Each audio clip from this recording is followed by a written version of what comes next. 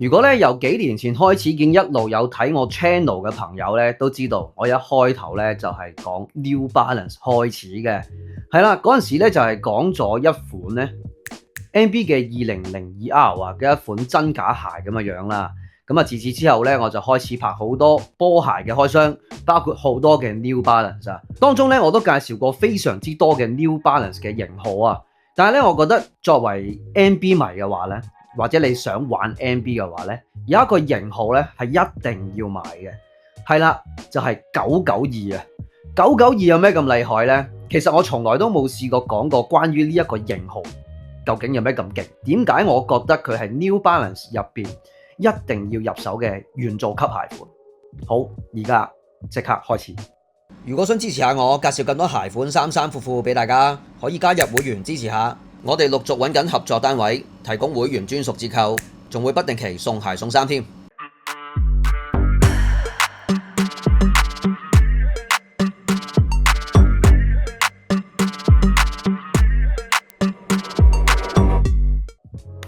Yo， 大家好啊，我係自拍豪啊，又嚟講鞋啦。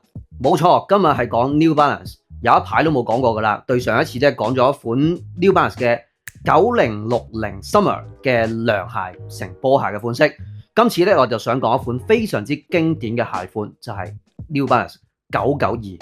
冇錯，呢個型號咧大家應該都非常之熟悉佢噶啦。但係點解我會覺得如果你玩 New Balance 冇買過992嘅話咧，等同冇玩過咧？呢一款鞋真係非常之經典。而家不如我講少少關於992嘅一啲歷史先。今次咧呢一款係經典嘅元祖灰。嗱，我今日其實唔係想介紹呢一款嘅，今次咧我係想介紹呢一款嘅新嘅呢一款灰色。嗱，講呢一款新嘅鞋款之前，講翻少少關於992點解咁經典先。大家又知唔知道其實 New Balance 係幾時成立呢？佢係1906年成立嘅，所以點解會有款鞋叫1906啦？咁但係今次就唔係講嗰款992咧，其實係2006年嘅時候推出嘅。當然咧就為咗慶祝 New Balance 成立100週年啦。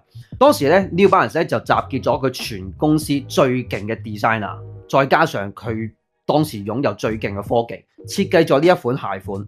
所以咧，其實佢係 99X 系列入邊咧，將早期比較經典啊 old school 啲嘅鞋款啦，過渡去到千禧年後比較復古機能風格嘅一個分水嶺啦。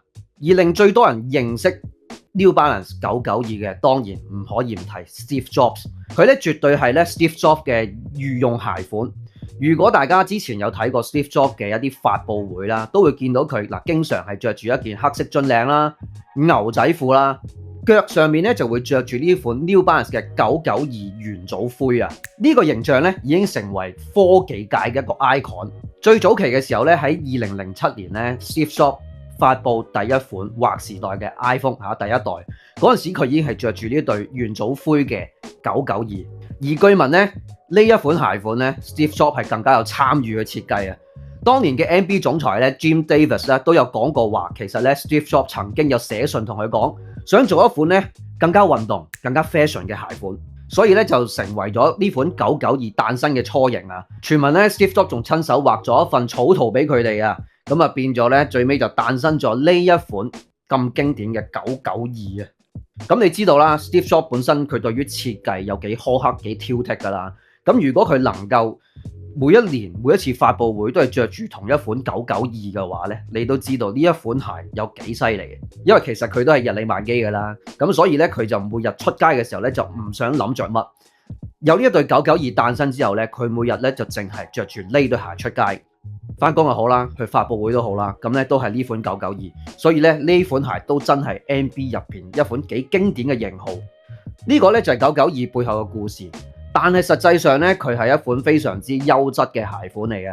嗱，大家都知道啦，99X 系列咧都係 Made in USA，992當然亦都係 Made in USA 啦。Made in USA 嘅好處咧就係佢用咗非常之頂級嘅皮革啊，咁都係咧用咗美國自己生產嘅一個豬皮驚皮啦，比起普通嘅驚皮咧係更加有質感嘅，而且咧一直都係堅持咧喺美國製造啊。咁所以咧佢嘅工藝咧都係非常之靚仔，尤其是早期少少製造嘅 Made in USA 咧，佢其實真係好靚啊！呢一款咧係2020年嘅時候我買翻嚟嘅，佢到而家咧都仲係好實淨啊，所以咧係非常之好啊個做工。另外咧992係 NB 咧第一款利用呢一個 Absorb SBS 系統嘅個鞋款啊，佢同之前咁多代用嘅常規版 Absorb 系統有咩唔同呢？佢咧係注入咗空氣喺入邊啦，咁令到咧呢一款 Absorb SBS 嘅系統咧就更加有回彈力啦，同埋支撐力啦，吸震咧亦都更加強啊，而且咧亦都係加埋呢個 N-Cap 系統啦，令到對鞋更加穩定啦。呢款992咧係當年被公認為係比上一代991咧係更加舒服嘅。我自己咧都有着過991，我覺得咧992無可否認係比嗰款係舒服好多，而且比之後嘅後代咧，我覺得992係更加包腳、更加貼腳，着落去個感覺係比可能993啊、997啊、998係更加好嘅。我自己可能覺得997、998嗰啲咧，反而係比較個感覺係比較鬆啲嘅。呢個992咧就啱啱好。另外一樣咧，令到992成為一個經典咧，就係佢傳奇式嘅飢餓營銷。呢款鞋咧，由2006年第一次推出之後咧，佢係14年咧冇再復刻噶啦。NB 咧唔知點解係好規管住呢對992嘅生產量啊。事隔14年之後咧，即係2020年咧，佢第一次復刻翻呢一款元祖灰嘅992。當時咧，全世界嘅潮流界咧都瘋搶呢一對鞋，好大部分都因為 Steve Jobs 成日着住呢對鞋啦，仲有同一隻 set 添。當時大家都搶嘅，咁好有幸地咧就可以入手到呢一款 GR 啦。而亦都係咧，因為佢咁耐先復刻一次，所以好多唔同嘅潮流品牌咧喺推出復刻嘅年代咧，都好想同 NB crossover 呢一款鞋款啊。當中就有 Double Text 啦，我都有喺度。係啦，咁啊，亦都有 Keith 啦，亦都有 JJJ Jung 啦，呢啲咧都好多人知道，其實都有同 NB 推出992嘅款式啊。當然啦，呢一紮 crossover 咧都俾人炒到上天價，所以咧就將 New Balance 992呢個型號咧推上咗去潮流神壇嘅地位。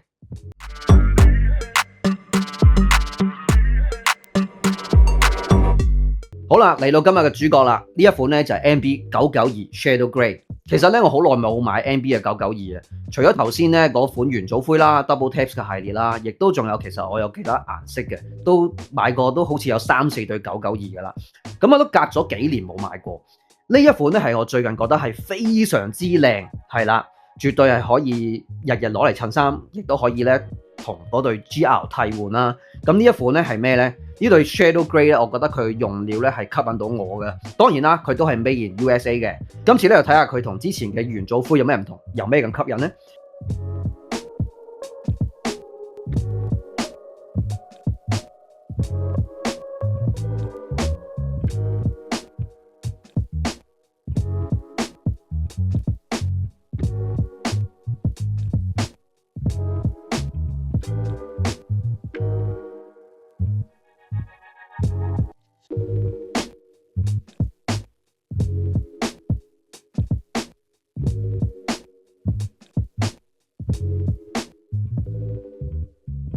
嗱，首先鞋質呢個大部分啦，都係用翻咧佢哋 Made in USA 咧最經典嘅豬皮鏡皮啦。你見到呢個灰色啦，就係佢哋所謂嘅 Shadow Grey， 冇錯。咁啊呢度側邊啦、後踭啦、前邊呢度包住鞋頭嘅部分啦，係啦，去到側邊呢度咧都係用咗呢一個豬皮噶啦。咁咧呢個豬皮咧非常之有質感嘅，佢係好短好短嘅毛毛啦。咁所以咧，你摸落去咧都係有少少鞋鞋地嘅。咁你喺一般咧 NB 嘅 Made in USA 嘅系列咧，都會見到用呢一種咁樣嘅質地噶啦。另外呢度深色啲嘅部分就用咗牛皮嚟設計嘅。你見到啦，呢度側邊呢一個咧滑淨少少嘅咧，都係一個磨砂嘅牛皮啦。相對嚟講咧，會比較硬淨啲。咁咧就可以作為咧呢對鞋嘅一個支撐啦。而今次最吸引到我咧，就係中間呢個深色。你見到咧有啲好似好粗獷嘅一個皮革啊，係啦，呢一個咧就係一個裂紋嘅牛皮嚟嘅。咁咧今次呢一個咧就最吸引我嘅地方嚟噶啦。因為你就咁望落去咧係非常之有質感啊！我相信着耐咗啦，或者再磨下嘅時候咧，佢就會更加有呢一個質感，有效果啊！咁你見到側邊咧呢度綁鞋帶嘅位置咧，都係用咗呢種皮革嘅。咁另外咧，今次就用咗呢一種機能嘅網布啊，咁啊呢個係米白色嘅，咁啊撞翻上去呢幾種深淺嘅灰色上邊咧係非常之好睇。另外咧，今次咧亦都有992經常用到嘅一個3M 反光嘅裁片啦，你見到佢側邊有啦，鞋頭呢個部分亦都有啦，非常之靚。另外咧，我今次發現到咧呢一個側邊個 N 字咧係比去元祖灰嘅時候咧係比較大粒啲嘅，大家可以比較下啦。之前咧比較幼細少少，而家今次嘅設計咧個大 N logo 咧比較大粒啲。我自己咧其實中意細 N 多少少嘅，不過咧呢個咧望落比較平衡啲啦。而後邊係啦，都係寫住 USA， 冇錯，咁啊代表住佢 Made in USA 啦。而今次呢一款鞋咧都係繼續用咗一個雙緩震系統，頭先講到都係 NCAP 同埋 Absorb SBS， 咁咧一樣都係非常之舒服啊。而大底咧就用咗 Endurance 嘅大底啊，係啦，咁啊992都係非常之一個經典嘅一個大底設計啦。今次呢一款鞋咧，除咗呢一款灰色鞋帶，佢亦都咧附送埋一對白色嘅鞋帶嘅，係啦，咁啊佢本身穿過嚟嘅時候咧就係呢款白色嘅，但我又覺得咧灰色其實靚啲，咁我所以咧就用咗灰色，咁啊而家可以大家比較下邊款靚啲啦。如果呢款白色鞋帶咧係用咗米白色嘅話咧，會更加好啊！我少少覺得呢款白色鞋帶咧太白得滯啊，同呢一款比較有舊化感嘅設計嘅鞋款咧，我覺得就唔係太過配合。反而呢款灰色咧低低調調咁都唔錯。好啦，不如試穿下呢對鞋啊！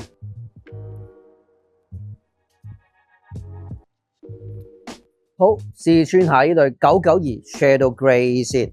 嗱，呢一款鞋咧，基本上咧，你當佢元祖灰咁樣配襯都 OK 嘅啦。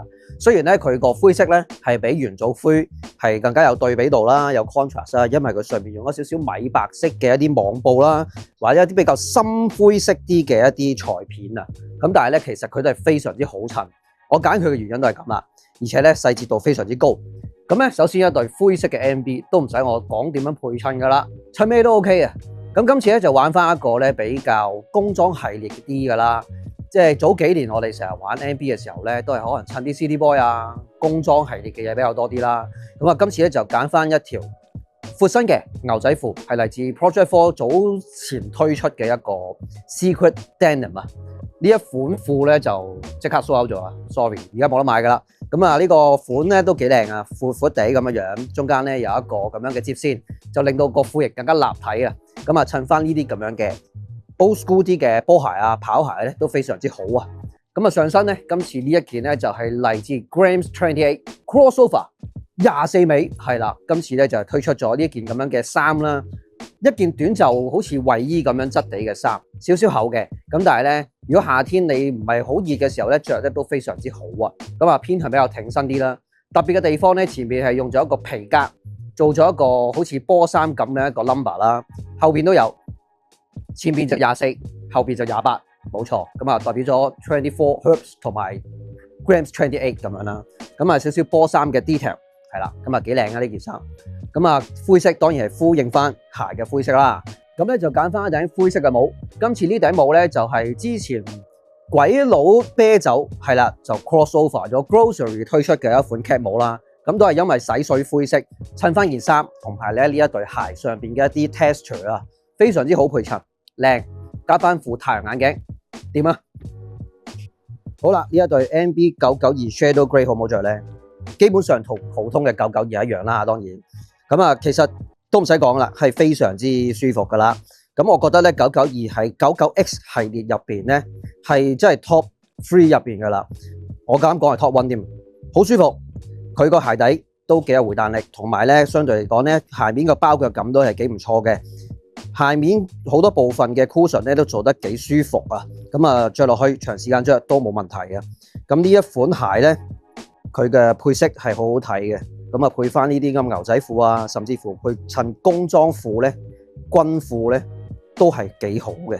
機能褲亦都係可以，咁啊勁靚啊！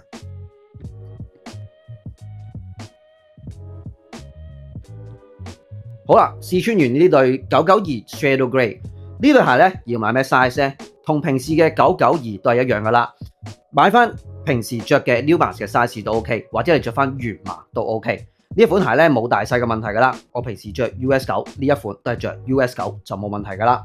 留意翻 New Balance 嘅 US9 咧，即係其實 UK 嘅8號半嚟嘅，大家自己留意翻佢個 size 嘅分別啦。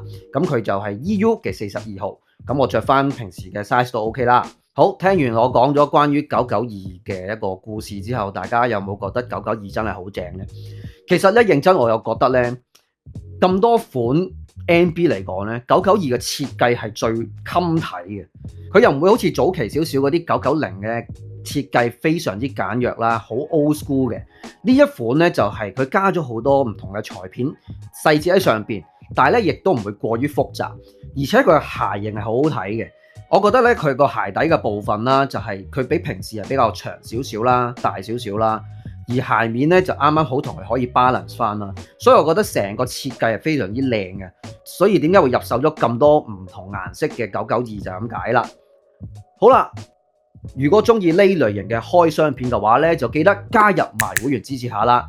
嚟緊咧有好多合作單位提供會員折扣俾大家，記得 CLS comment like 同埋 share， 撳埋隔離嗰個小鈴鐺啊！如果我有新嘅開箱片，你就第一時間知道啦。如果想大力支持下嘅話咧，你度有 PayMe 嗰度有 Super Sense。自己搞佢啦，記得話埋俾呢個 friend 聽。今日自拍號係講呢款非常之經典嘅 NB 992 Shadow Grey。好，係咁先，下次見啦，拜。